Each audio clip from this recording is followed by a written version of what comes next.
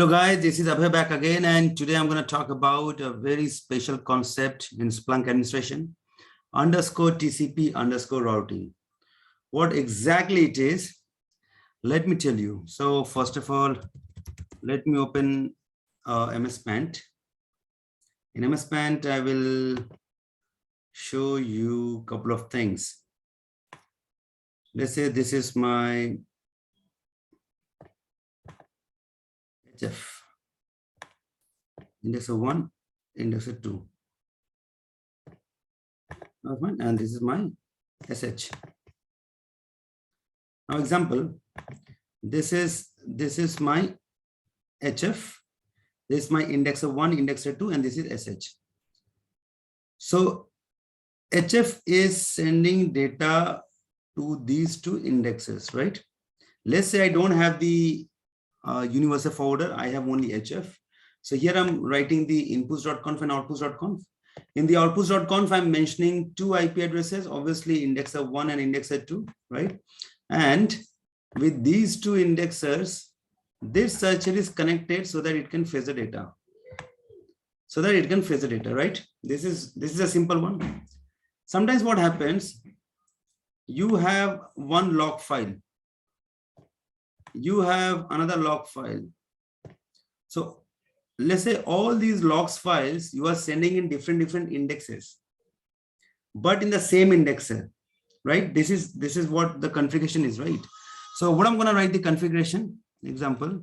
What I'm going to write the configuration. Let's say I have got two different log files, and I want to send it to two different indexes, but in the same indexer. So what I'm going to write, monitor : / log, let's say log1.txt, index equal to ABC, right? And I'm going to copy the same for the second log file, which may have some other path, doesn't matter, or the same path. You got the point? Or it can have the same path as well. So I will write like this, right? So what will happen? This log file will get indexed in ABC, and this log file will get indexed in XYZ, right? In a different indexes. Now the concept is, if my management says, boss, I have two set of different indexers where I want to keep the data. I have this indexer and I have this indexer. I want the first one. I want the log1.txt to be kept. I want the log1.txt to be kept in indexer 3 and 4, and log2.txt data must be kept in indexer 1 and 2. You are understanding, right, what I'm saying? All are connected. This is also connected to this. This is also connected to this. It means this heavy forwarder is connected to all the 4 indexers. Understood, guys? This heavy forwarder is connected to all the 4 indexers. The only thing is, in the case of log1.txt, the content of the file should get stored only in these 2 indexes. And for log2.txt, the content of the file should get indexed in this indexer. You got the point? So set of indexes are defined based on the log files. Set of the indexes are defined based on log files. I hope you understood the concept, right? What exactly I want to do. So I want to store the content of log1.txt within these 2 indexers, and I want to store the content of log2.txt within these 2 set of indexes, right? Different set of indexes, and all the 4 indexes are connected to the heavy forwarder, and this search head is connected to, and this search head is connected to all the 4 indexes to fetch the data. You got the point? So why do I do like this? Sometimes what happens, we have a very critical data coming from the application which we want to put in a separate box, separate indexes, not in the production indexer directly. So I will separate the data from the production indexer to a different indexer. You got the point? So whenever the data comes from this particular path, or whenever the data comes from this application server, it should go to some other indexer instead of going to the common indexer. Okay, this depends on my requirement. This depends on the criticality of the application and system. So I have a dedicated indexers. I have a dedicated indexers in which I want to keep the data for a particular application. So if the data is coming from that particular application, then only the data will go and get stored in that or those indexes. Other 4 or 5 indexes I have, for the other data, I will send the data to those 4 or 5 indexes. Whatever the data comes in, doesn't matter. But for these 2 or 3 indexes, only it will store the data from that particular application. So in this kind of scenario, I need to go for the underscore TCP underscore routing concept, underscore TCP underscore routing concept, right? So let's see. Hope for the best. We will do it right now in the server. So as you can see here, I have one heavy forwarder and 1, 2, 3, 4 indexes and one search head, right?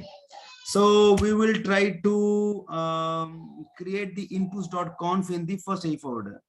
So let me go here, /root.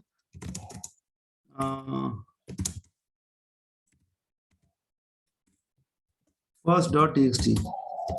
Hi, this is Abhay. I am a Splunk trainer. My number is +91 80073 765. I live in India. Got it? Now let's see. First.txt. So this is my first file. Second.txt. Oh, let me create another file. Second.txt. Hello all. How are you? Are you doing great? So let me check the content of the file. Second.txt.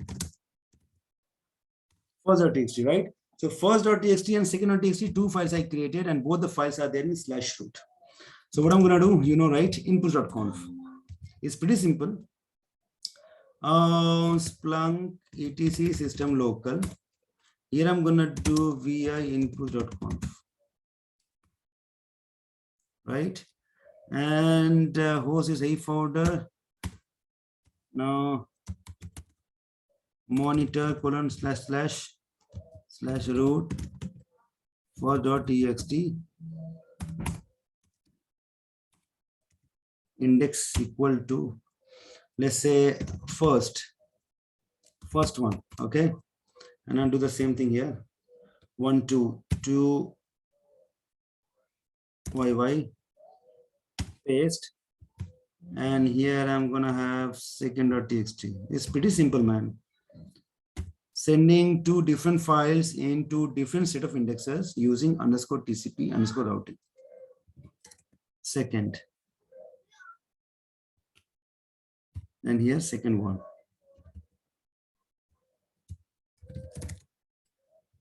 Save it. Now let me check the content. This is the verification which I do. If I do head on this, just to see whether I have the content here or not, whether I'm giving the correct path or the correct name of the log file. So this is what I do. Perfect. So all are signed. Now what I'm going to do, I am going to send, let's say I am going to send this first.txt content to indexer 1 and indexer 2. Okay, and second.txt content to idx3 and idx4. Got it? So this is what I'm going to do. So this content, it will go there, and this content, it will go here. Right, guys? So in this case, what I'm going to do,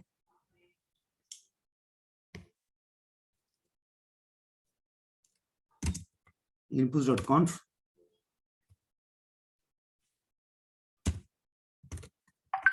Don't forget to give the source type. First, source type. It can be anything.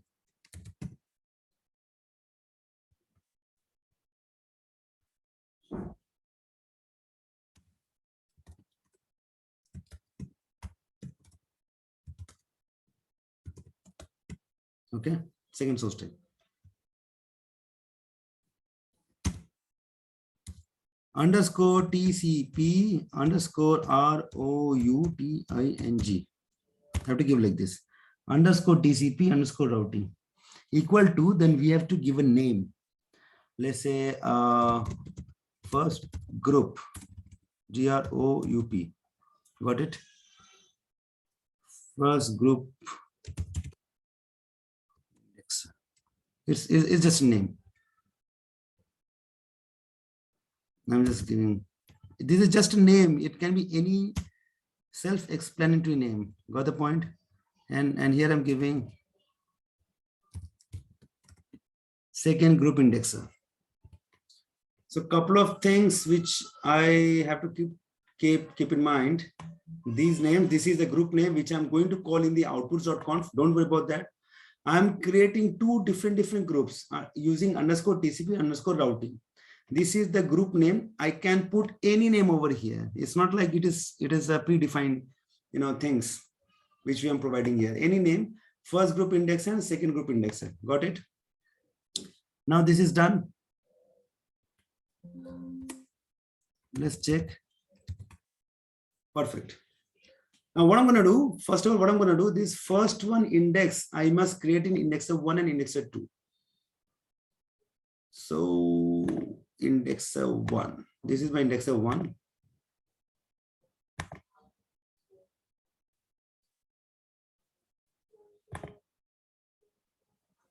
Okay. And indexer 2.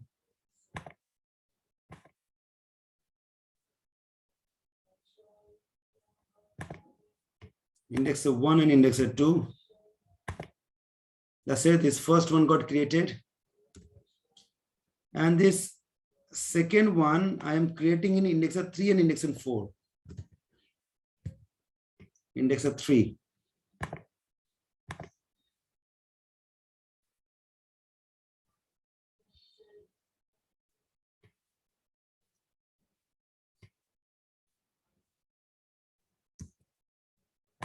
And indexer 4.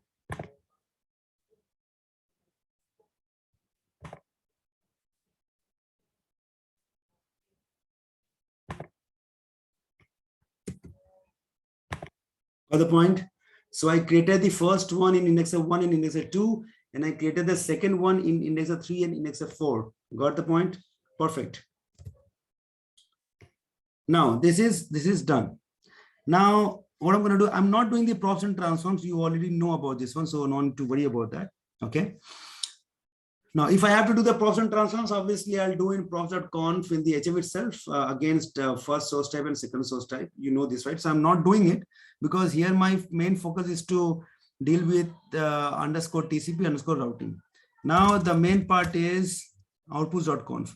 I already have the outputs.conf created. I already have the outputs.conf created. So what I'm going to do, I have to edit the outputs.conf so that, I will have the perfect outputs.conf, which I want to configure for myself. You got the point? Which I want to configure for myself. That's what I'm looking for. So outputs.conf. Now here you see it is given as default group, isn't it? It is given here as default group. In this default group, we have to make the changes and nothing else.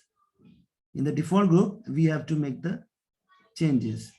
You got the point? So what I'm going to do,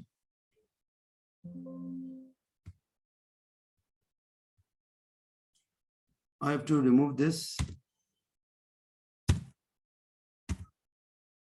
And 1 second, guys. Let me make a note of the group which we have created in the inputs. So these are the two group names. 1 second. Let's make a note of it. This one and this one. Okay. So these are two group names. Now I'll go to outputs.conf. Now you see here, I'm going to define both the group names here one by one. First group indexer, copy, paste simply, right? And then I'm going to put comma. You have to do it very carefully because outputs.conf, if you do any mistake, that's it. You are done. Okay. So first group indexer and second group indexer. You got the point? Now you come here in TCP colon. See, in the TCP colon, it is given default hyphen auto LB hyphen group, right? So instead of this, what we are going to give? We are going to give this name, any name. Let's give this name. Okay.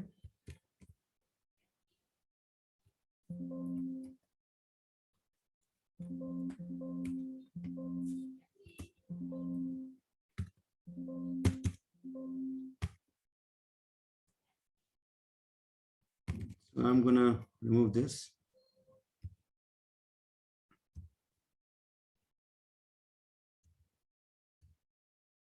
Okay, and I'm going to paste this out. Fine. I'm going to take this here.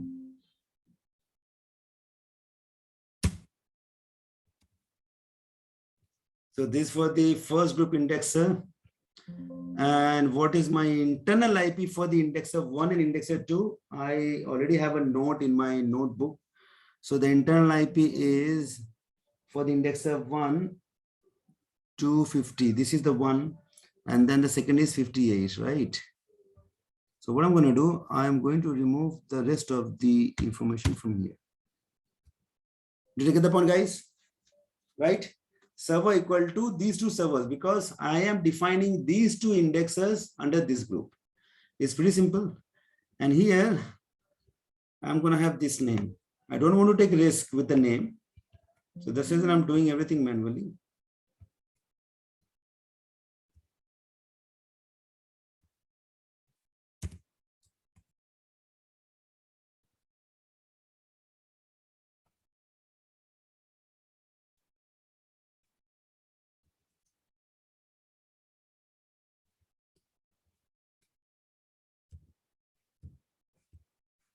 Now these are the IP belonging to indexer 3 and indexer 4.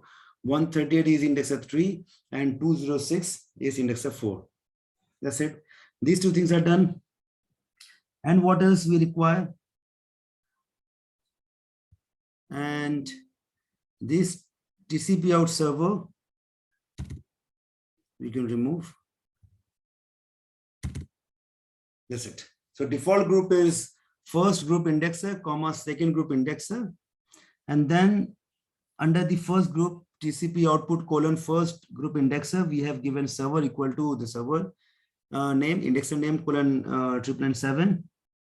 And then again, we have TCP out colon second group indexer, and then server equal to indexer 3 IP colon 997, comma, indexer 4 IP colon 997. Got it, guys? So this is done for the outputs.conf. It's pretty simple.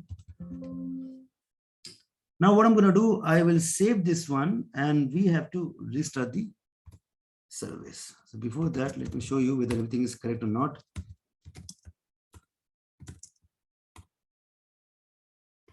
First group, second group. So in this case, what will happen?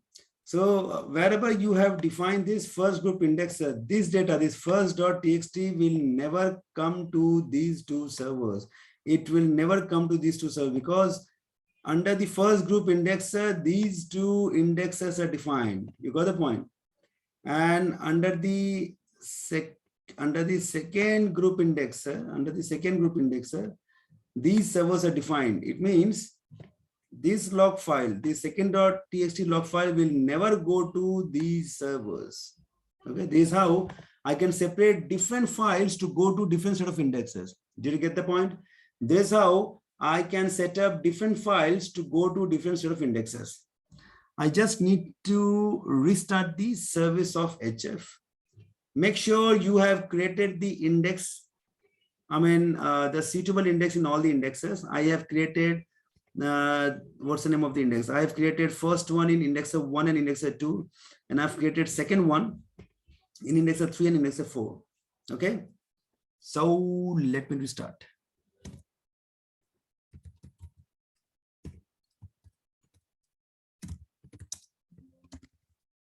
Yeah. So I'm restarting the service of HF, and I hope if everything goes well, then probably I will see the data, corresponding data in the corresponding set of indexes. Okay. Hope for the best. So the first .txt data will go either in indexer 1 or in indexer 2, but it will never go to index 3 or 4. Got the point? Why either? Because it will do the load balancing on its own. And second .txt will go to either indexer 3 or indexer 4. So let's see. It will never go to indexer 1 and indexer 2. Got the point? Let the restart completed. So my restart is done. Now I will come to the search it directly, and I'll see where I'm seeing the data, which index I'm seeing the data. Okay. So index equal to first one. Hey, I got the data. So hi, this is Abhay. I am a Splunk trainer. My number is +91-80073-77665. I live in India. So there is a special field called Splunk_server. If you click on that, you will easily get to know which index has got that data stored in it. If I click on here, you will find either 1 or 2, but it will never be 3, 4. Got the point? You will find either 1 or 2. It will never be 3, 4. So I have got 2. Perfect. Now, what about the second one? So this is the second one, right? So hello all, how are you? Are you doing great in learning, and whatever it is? So let me click on this one. It will be either 3 or 4. Yeah, so it is in index 3. Did you get the point? What I'm saying? So wherever I want to send the data, it will go to only that indexer or those indexes, set of indexes. You got the point? I can easily control my data to go to a set of indexes using _TCP_routing. So guys, I hope you have understood this concept pretty well. This is very easy to define. The only thing is you have to, create a group using _TCP_routing in the inputs.conf, and the same group you have to call in the outputs.conf, and you have to, write the set of indexes inside that particular group. That's it. That's the only thing. Okay, it's pretty simple, and I hope you like this session. For this kind of interesting and exciting sessions, please stay tuned with us. Till then, goodbye and happy splunking.